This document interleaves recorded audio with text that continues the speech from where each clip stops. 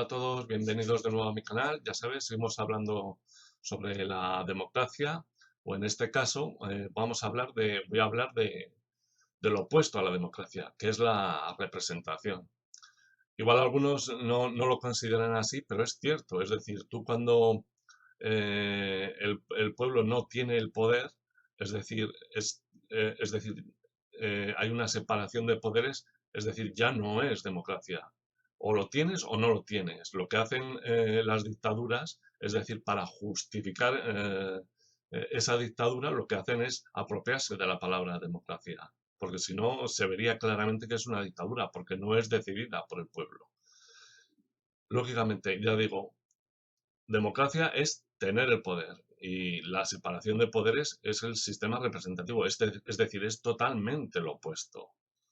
Y en este caso voy a comentar pues un poco cómo veo cómo funciona, ¿no? La representación o los representantes, por lo menos desde mi punto de vista, ¿no? A ver, desde luego va a ser será más factible corromper a la persona. Es decir, al ser única persona, lo que va a hacer, es decir, los dictadores o la corrupción, lo que van a hacer va a ser más fácil atacar a esa persona. Va a haber una corrupción más directa a esa persona. Eh, a ver, más promesas y más propuestas. Claro, lógicamente, al conseguir el puesto, lo que van a hacer es prometer y dar promesas, ¿no? Igual al principio, igual sí que irán más orientadas o harán más caso a eso que promete. Pero al final, llevando igual un tiempo, recurrirá a las mentiras y engaños para conseguir el puesto. Es decir, lógicamente, es decir, va a intentar de todas las maneras conseguir ese puesto de trabajo.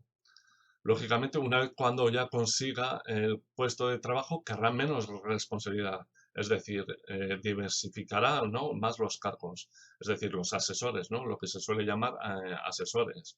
Les pondrá a dedo o pondrán a familiares o a sus amigos a quien le convenga, ¿no?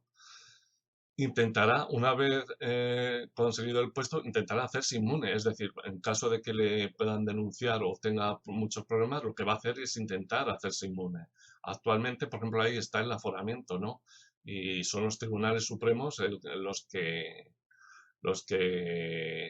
les juzgan. Es decir, claro, lógicamente el Tribunal Supremo o estos son ellos los mismos que les ponen a dedo. Es decir, va a intentar hacerse inmune y que no le pueda pasar nada, ¿no?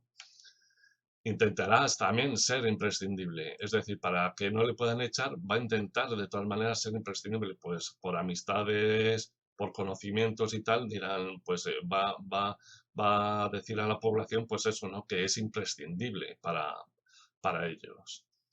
Luego, otra cosa que pasará será que va a ser más difícil revertir lo decidido por ellos. Lógicamente, si para hacer una serie de leyes tiene que haber un consenso con otros políticos, pues lo que va a pasar es que va a haber más leyes. Se podrían quitar igual otras leyes, pero no, va a ser más difícil. Si ya igual para hacer leyes va a ser difícil, pues quitarlas será imposible. Es decir, lo que te vas a encontrar es que va a haber más leyes y más leyes cada vez y distintas cada vez.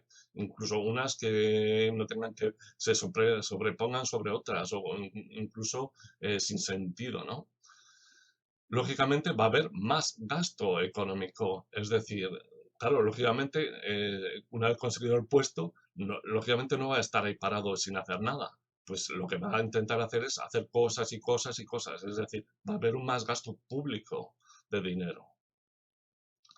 Y luego lo que vas a crear también será un dependiente, es decir, si lógicamente se puede poner el sueldo, puede hacer lo que le dé la gana, es decir, va a intentar vivir de ello y luchará por conseguirlo, es decir, vas a crear un dependiente, va a intentar conseguir ese puesto de trabajo y ya no solo él, o sea, van a ser muchísimos los que vayan a querer conseguir ese puesto de trabajo.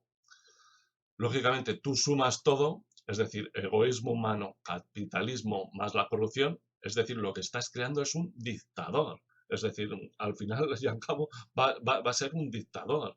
al principio igual sí que va a mirar por la población al principio, pero luego al final va a intentar vivir de ello, va a intentar aprovecharse de ello, es decir, va a intentar tener un beneficio económico de ello.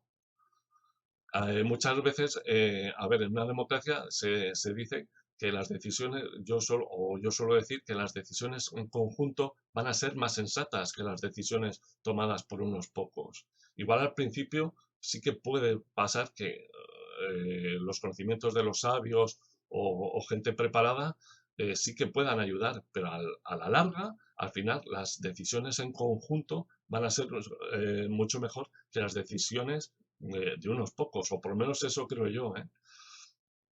Yo, desde luego, veo mucho más sensatas las decisiones que se tomen en conjunto que las que se tomen por parte de unos pocos. Yo lo veo, siempre lo he visto así.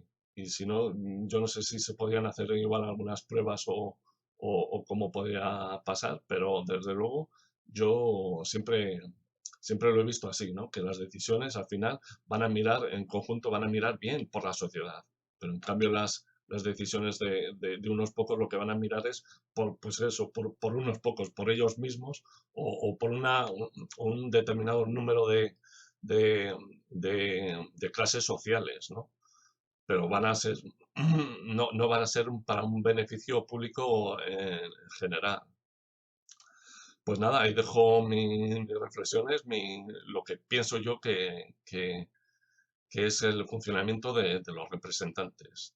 No sé cuál será tu idea, pero bueno, si quieres déjala ahí abajo en comentarios, pero yo desde luego no lo recomiendo. Es decir, es que es totalmente lo opuesto. Es decir, una democracia tienes el poder y en una representación es una separación de poderes. Es decir, o tienes el poder o no lo tienes. Eso es lo que pasa, no hay más vuelta de hoja. Pues nada, ahí lo dejo. Nos vemos en el próximo vídeo. Y recuerda, en una democracia, el poder le tienes que tener